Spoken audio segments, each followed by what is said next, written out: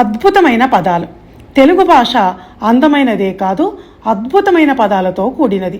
అలాంటి 2 పదాల గురించి ఈరోజు మీకు నేను తెలియజేస్తాను. మొదటిది అంతేవాసి అనే పదం. అంటే శిష్యుడు అని దీని అర్థం. గురువుకు సమీపంగా ఉండేవాడు, గురువు హృదయంలో నివాసం ఉండేవాడు అనే అర్థంలో ఈ పదం వాడబడుతుంది. మరో పదం నేపథ్యం. తెర వెనుక అన్నది దీని నైఘంటికార్థం. నైఘంటికార్థం అన్న ఈ మాట కూడా ఎంత అందంగా ఉందో కదండి. కొంతమంది వాళ్ళ మాటల్లో, రచనల్లో ఇలాంటి అరుదైన, ఉత్కృష్టమైన గ్రాంధిక పదాలను వాడటానికి ఎదుటి వాళ్లకు అర్థం కాదని సందేహిస్తారు. కానీ వాడితేనే కదా ఆ పదం జనసామాన్యంలోకి వెళ్ళగలిగేది. అలా మనం వాడకపోవటం వల్లే నేపథ్యం అనే ఈ పదాన్ని తప్పుడు అర్థంలో ఎవరిష్టం ఇచ్చినట్టు వాళ్ళు వాడి భ్రష్టు పట్టించారు. ఈ భ్రష్టు పట్టించడం అన్నది కూడా మంచి వ్యతిరేకార్థ పదం. ధన్యవాదాలు.